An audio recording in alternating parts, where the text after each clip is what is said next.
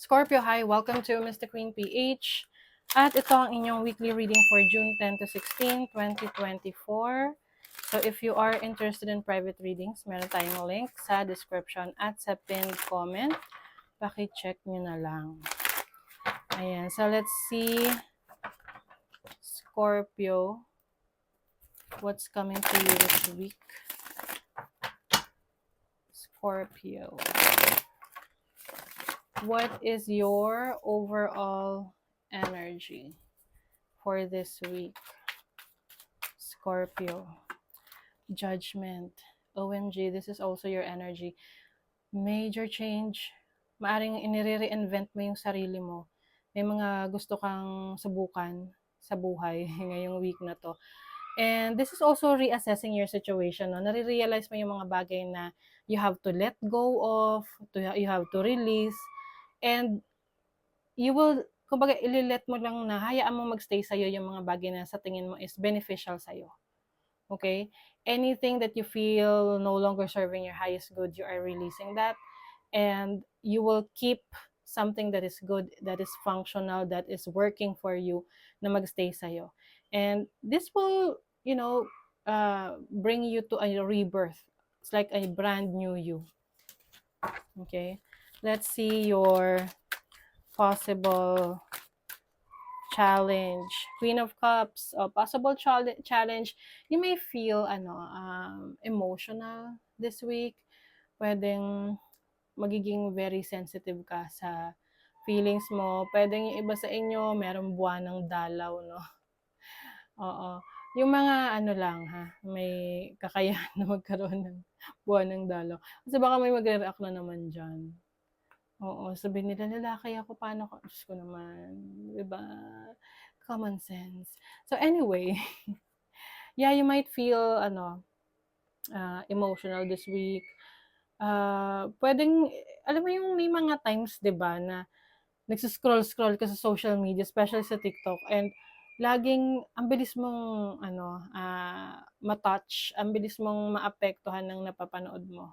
Lalo na yung mga nakakaiyak, yung mga cute, touching, loving na situation.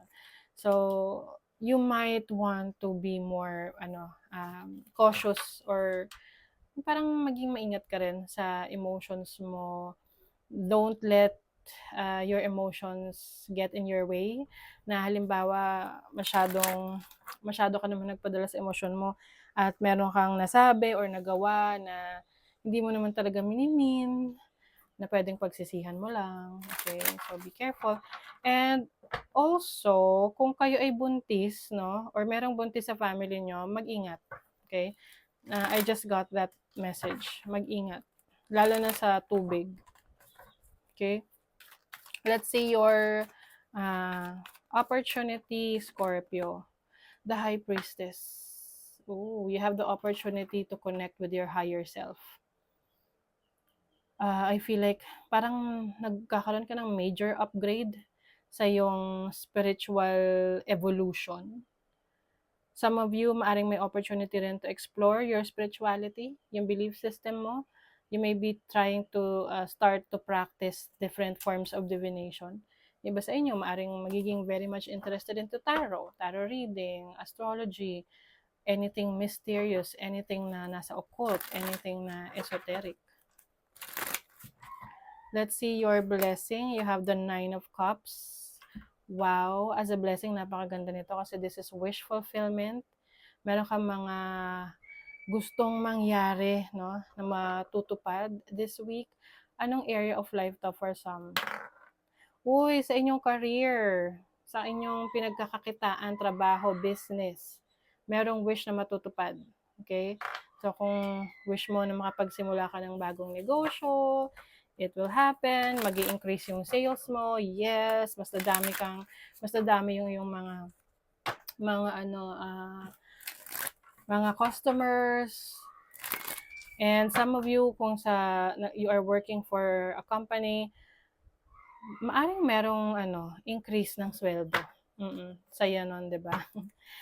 Or pwedeng may mapopromote, no? Promotion. What is judgment? Kasi may judgment dito sa parang you are being judged sa performance mo. at ibibigay sa'yo ano yung dine-deserve mo. Ace of Cups, new source of happiness. Pwede ring merong papasok sa bagong relationship or may potential tong relationship na to. What is the Queen of Cups? Eight of Swords. Oh my God. So, like what I mentioned kanina, isa sa challenge ninyo is yung emotions ninyo. Pwedeng hindi nyo ma-contain, hindi nyo ma-control. You may be even more sensitive.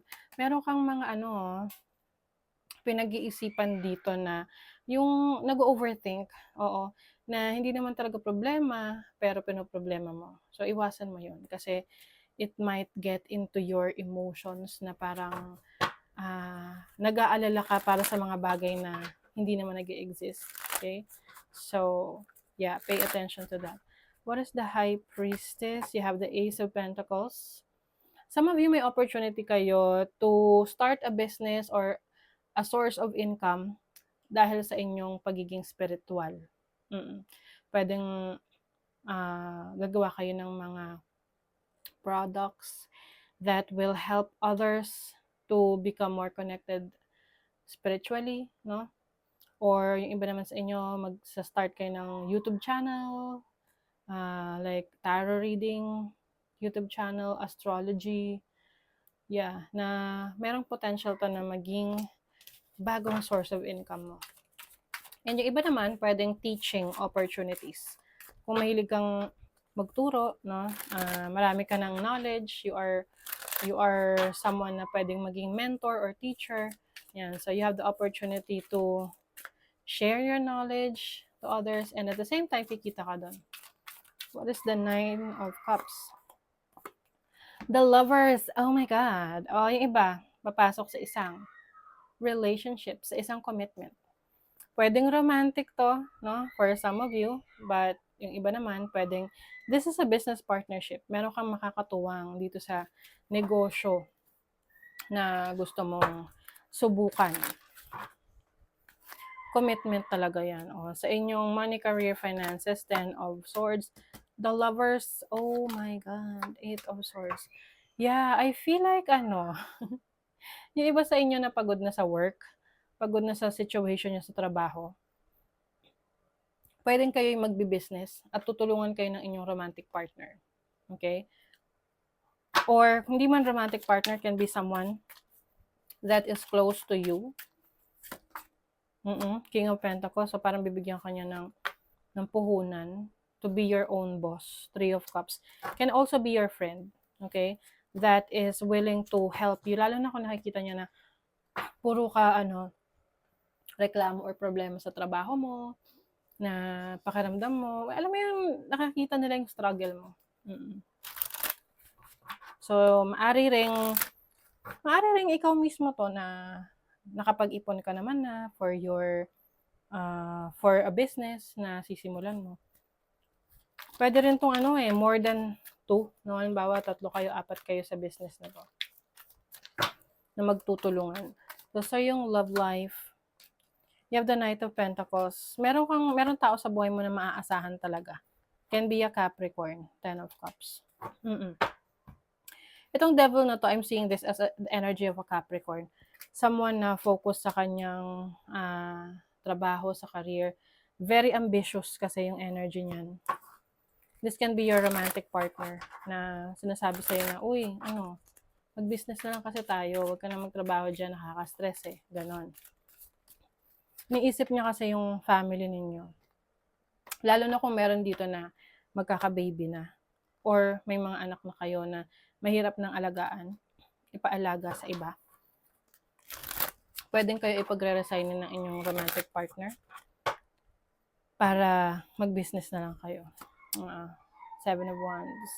Yeah, I think you are very much protected, no? Yung iyong lover, yung romantic partner mo, very protective sa inyo, sa'yo, sa relationship. Pero kung single ka, mag-ingat. Mag-ingat sa isang tao na pwedeng maging malapit sa'yo na meron na palang pananagutan, may asawa na. Uy, new life. Oh, bagong buhay. Wow. Mending. I feel like meron kang pinalaya, meron kang pinatawad sa buhay mo. Pwedeng ibang tao or sarili mo.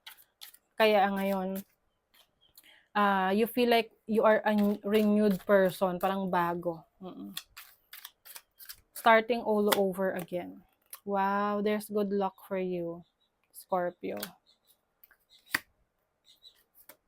Tower. Solid foundation, success with effort. Yes.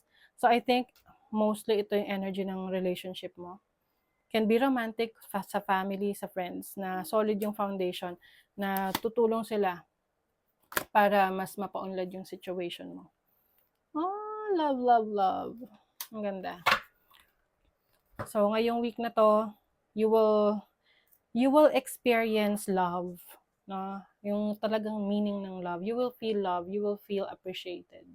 Okay? So, that is your reading, Scorpio. Thank you so much. Bye!